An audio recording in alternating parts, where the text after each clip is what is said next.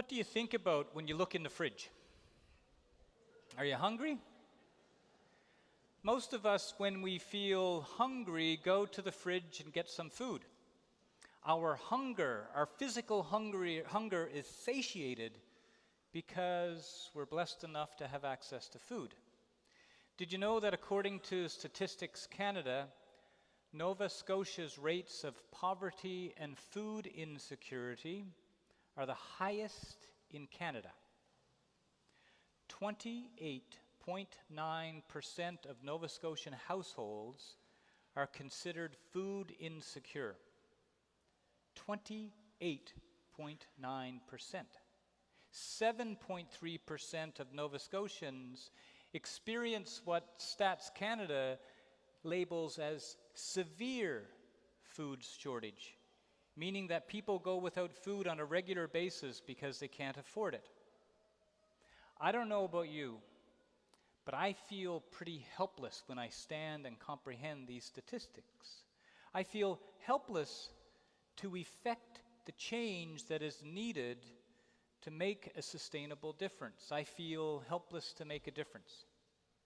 In a world overflowing with material abundance, many of us who can go to the fridge whenever we want, those of us who have our physical needs met, we still find ourselves yearning for something more. When our material needs are met, we're still hungry for something, a deeper connection, a sense of purpose and fulfillment that transcends the physical, and I believe it touches the very core of our being. I've come to see the realization of this deep yearning is a moment of grace. And where there is a moment of grace, there is more, and it is not to be taken advantage of. Don't ignore this moment of grace. Sometimes it might just come when you're opening the fridge door. Who knows? It's a moment of grace because Christ brings us to a place of truth. And it's true that because we are human beings, yes, created in the image and likeness of God, yes, but we're also, if we're honest with ourselves, weak.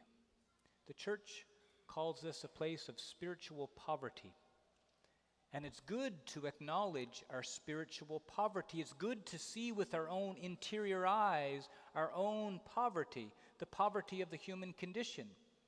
It's in understanding this acute poverty of self that we, by the grace of God, are made strong. We become more like Christ rather than constantly operating from a place of me, me, me. In this place of spiritual poverty, it's a place where we encounter the Holy Spirit and also the saints who have gone before us, who whisper to us.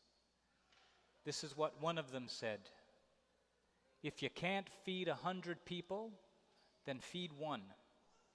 That was Saint Mother Teresa. She went on to say, but, and it's a huge but, and it's a but that we need to consider, but the hunger for love is much more difficult to remove than the hunger for bread. Jesus knows this truth. Jesus knows the human heart. He knows the human condition. He knows our need. He also knows that unless our hearts are changed, our stomachs will happily go to the fridge every single time thinking about me, me, me. St. Vincent de Paul said, love is the cement which binds communities to God and persons to one another. Love is very, very different than a like on social media or a love on social media. Mother Teresa said, in referring to Jesus, she said, it hurt Jesus to love us. When divine love came into the world, it hurt. It's great cost. That love that Mother Teresa is talking about ought lead us to realize that love, to be true, involves self-giving. It involves sacrifice. It involves getting out of our own way so that we're not only focused on ourselves. If we didn't, love would be as fickle as satisfying me, me, and me. You can have 3 square a day and a scoop of ice cream with a cherry on top, but still be hungry for love. You can have all of your material needs met and still be hungry for love. What is this deep hunger, this deep thirst in the human person that Mother Teresa knew so well? And why did she know it was more difficult to remove than physical hunger, given the magnitude of the problem? St. Augustine said, "Our souls are restless until they rest in you." This is what Mother Teresa knew. In order for us to find this peace, we need to understand exactly what Jesus teaches us today when he says, "I am the bread of life. Whoever comes to me will never hunger." What does he mean? Jesus is inviting us to have our deepest longings realized. The human longing for meaning, for inner peace, and for relationships of love. Not once in the gospel did Jesus promise that life was going to be easy, but he promised us over and over again a peace that surpasses all understanding in the midst of it all. Jesus is the source of our inner peace. God who came into the world, radical, total self-giving, is the ultimate source of our spiritual nourishment and our fulfillment. Jesus is inviting us to know him, so we will know this deep, abiding peace. This is the kingdom at hand that Jesus talked about. Now, every invitation warrants a response. When I was finalizing this homily on Friday night at about 9:30,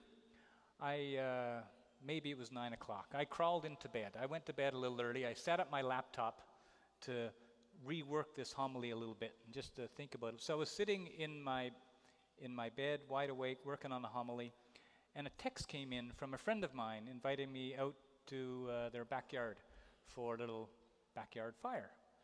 And I love hanging out with these people, and I would have loved to.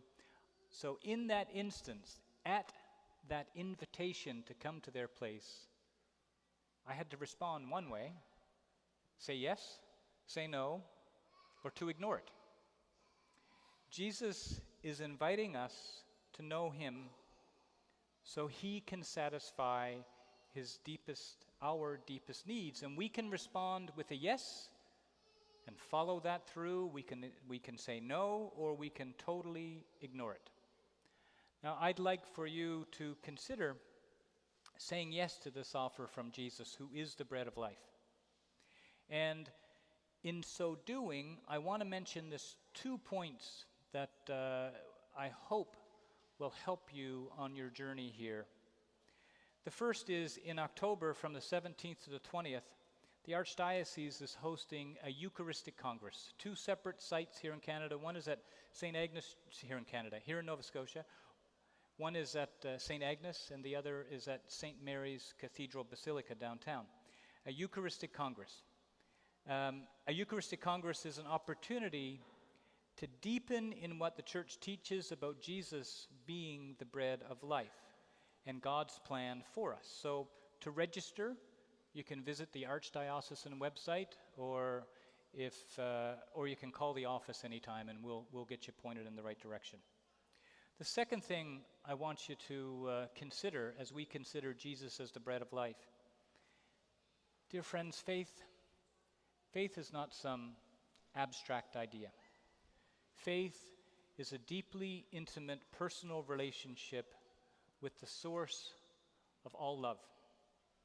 So I would invite you to pray, to sit in some quiet place alone and just open up. Invite the Holy Spirit to come in and to help you understand this. And if you're like me, or most of us, you're going to realize that there's a fair bit of junk down there that might make you feel guilty, might actually even bring up a sense of shame or unworthiness or whatever. That's an invitation to trust God's promise. It's a call to repentance, to say, I'm sorry for all of the errors that I've made, and to trust in God's merciful, abiding love. As the psalmist wrote, He has cast your sins from you as far as the east is from the west. Trust Him. Trust your true identity as a beloved child of God. We don't have to live out of this broken record of ourselves anymore.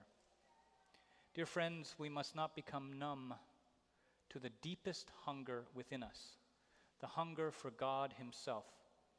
Let us seek not only the food that perishes, but also the living bread that gives life to the world and calls us to feed the hungry. And now in a few moments as we approach the Eucharist with faith and with thanksgiving, Eucharisto is just a Greek word that means thanksgiving. May we recognize in it the true presence of Christ who satisfies our deepest longings. So what are you going to think about the next time you're looking at the fridge? Are you hungry? Come to the altar and receive He who is the bread of life. Amen.